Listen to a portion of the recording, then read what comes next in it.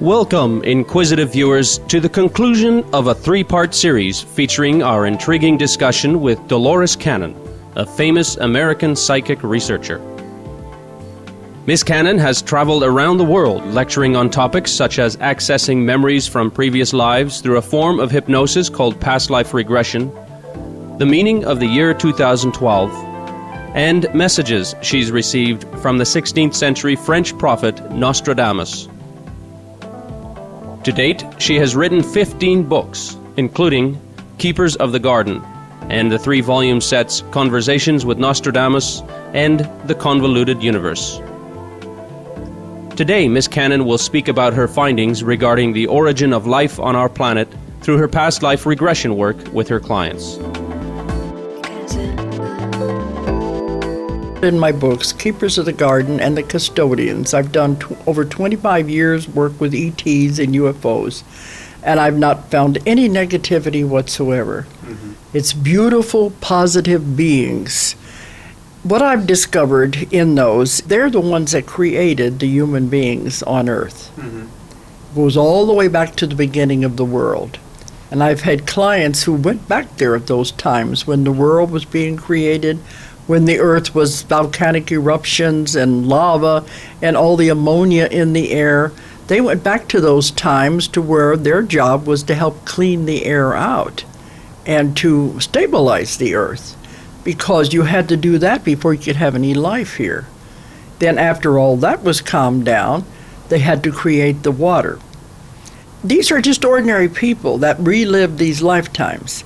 So you can see, if you'd had a life where you helped create a planet, if you helped create water, give life to a planet, you don't think you can create your life now? Wow. You are a co-creator with God. You always have been. You have great powers. You're just on a nevertheless in this time.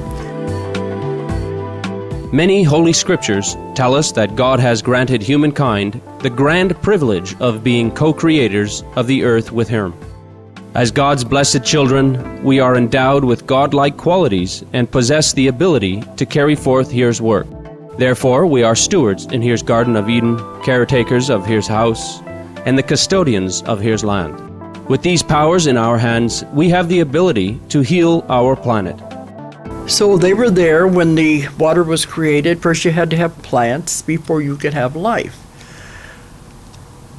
So they're the ones that created the life. They brought single-celled organisms to the planet. Now, people say, where is God in all of this? He's very much there, because God is the one who told them where to go. And many of them, this is their job, to go all over the universe, finding planets that have developed to the point they can have life. Earth got to that point that it could cool down enough that we could have life. They have histories of all the planets in the councils. There's councils over everything. And so when a planet reaches that point, it is given its life charter. Then it's decided by these other beings, and this is what they do, and they live enormously long lifetimes because there is no time anyway. And so they're told to go to the planet and start, and they bring single-celled organisms to the planet just to see if they can get something started. And it depends on the primeval soup of the planet, the chemicals in the air, the soil, what is going to develop. They never know. The single-celled organisms begin to clump together to make multi-celled organisms and develop life of some kind. You would be surprised what you could have looked like. It all depends on the development. Where do these cells come from? They collect them from everywhere, and they just see what is going to grow and combine together. And it will begin to develop into plants, into animals, life of some sort. You can imagine how long this would have taken. So I've had people go back to lifetimes when they were the seeders, trying to spread life to get it going. But if you can get something going, then they come back over eons of time and groom it to get it to go. Like plants have to be there before you have animals. A lot of the animals were brought from other planets just to see what would grow here and what would evolve here.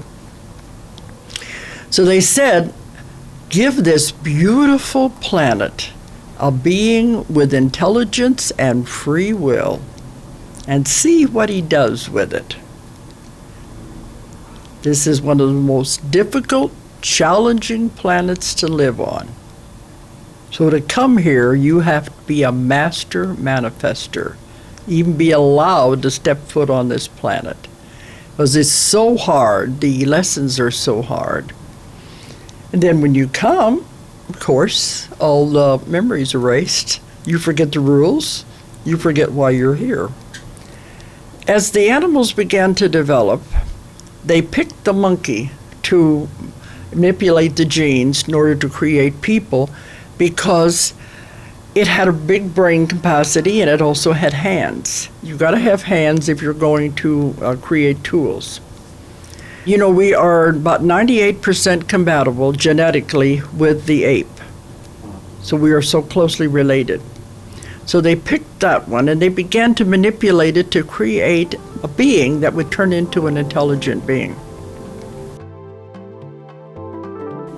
In the American television science fiction series Star Trek, the protagonist, the captain of a spaceship that visits different planets, was bound by the Prime Directive set by a United Nations type organization called the United Federation of Planets.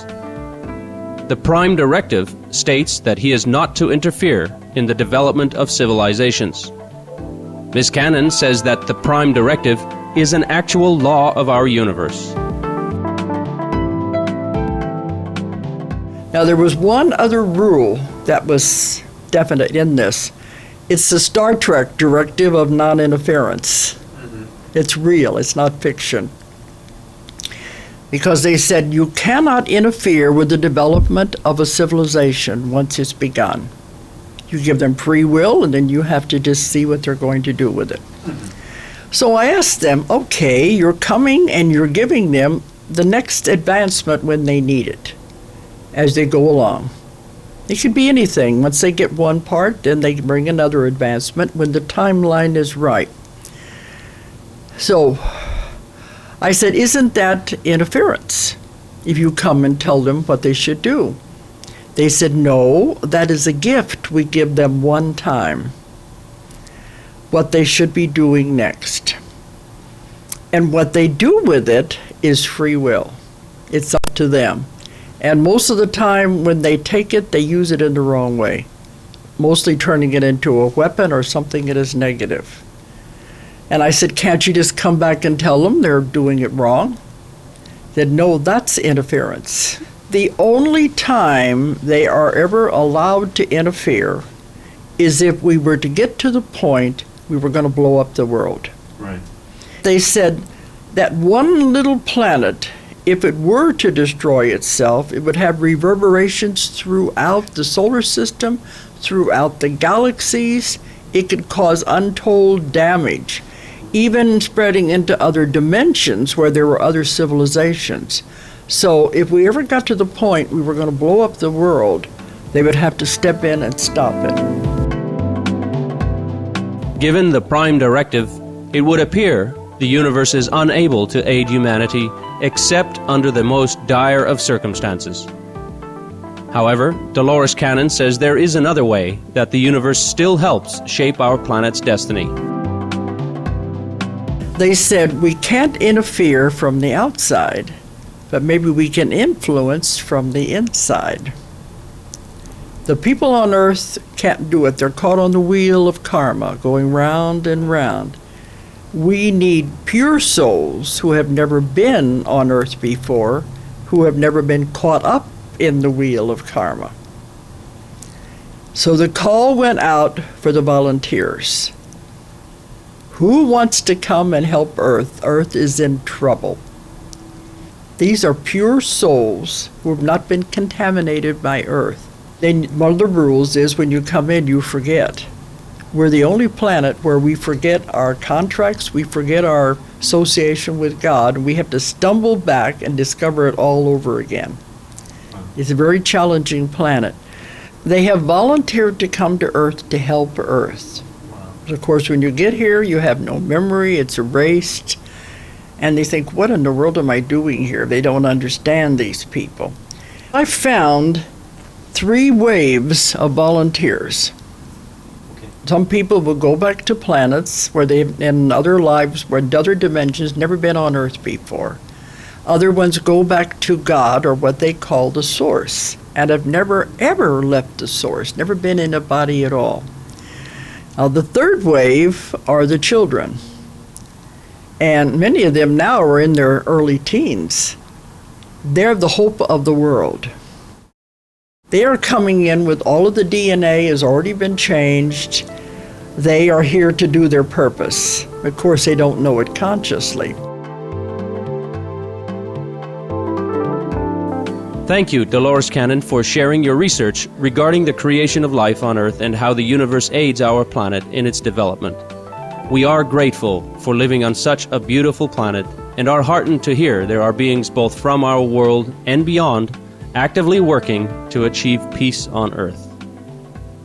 For more details on Dolores Cannon, please visit www.ozarkmt.com. Books, DVDs, and CDs by Miss Cannon are available at the same website. Bright viewers, thank you for your presence today on our program. Coming up next is Words of Wisdom after noteworthy news. May all of humanity join hands together and forever look after each other as family. For more details, please visit www.suprememastertv.com/SS